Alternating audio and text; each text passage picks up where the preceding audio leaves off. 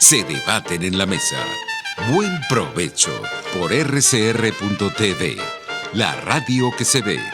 Y síganos en Twitter, @rcr750.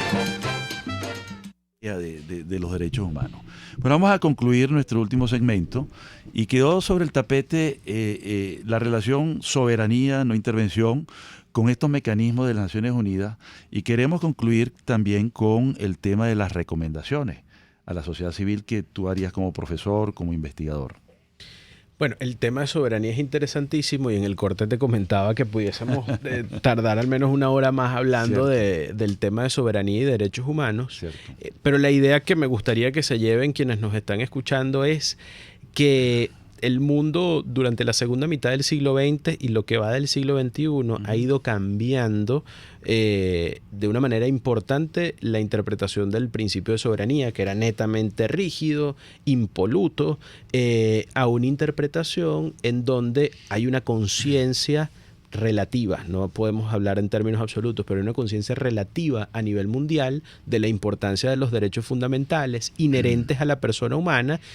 E incluso los propios estados, a través de la configuración del derecho internacional de los derechos humanos y de los tratados, lo que han hecho son delegaciones de soberanía, porque se han obligado por escrito, a través de tratados internacionales, en respetar y garantizar derechos fundamentales. Entonces, actos como el aceptar la competencia contenciosa de la Corte Interamericana de Derechos Humanos para que me juzgue como Estado por las violaciones por acción o por omisión que yo he cometido, eso es una delegación de soberanía. Correcto. Que muchas veces envalentonados algunos tribunales nacionales malinterpretan, como el caso del Tribunal Supremo de Justicia venezolano.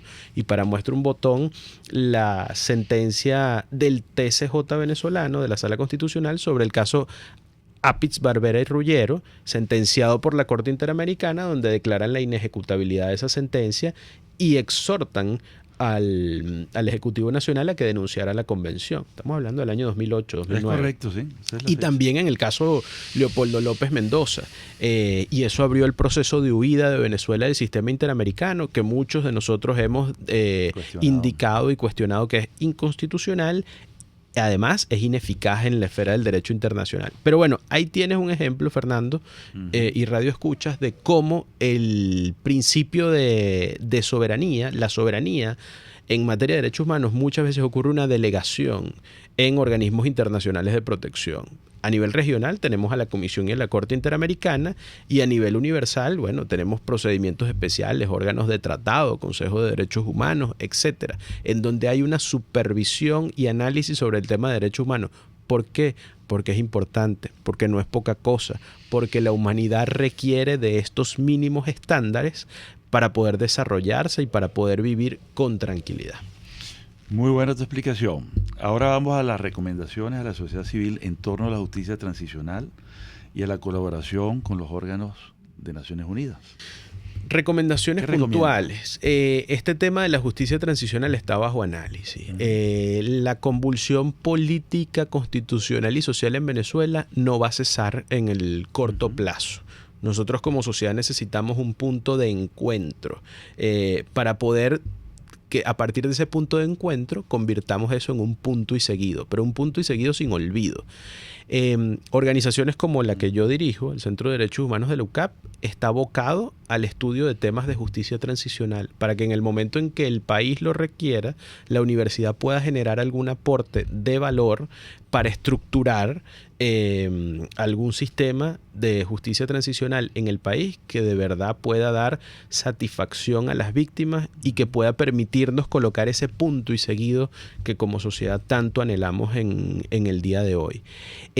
A la sociedad civil organizada, la recomendación es documentar las violaciones de derechos humanos. Si no saben cómo documentarlas, acudir a las organizaciones que tienen más tradición, que conocen de los procesos de documentación y que perfectamente los pueden asesorar sin ningún resquemor. Entre ellos, por supuesto, yo por la única por la que puedo hablar es por el Centro de Derechos Humanos de la UCAP.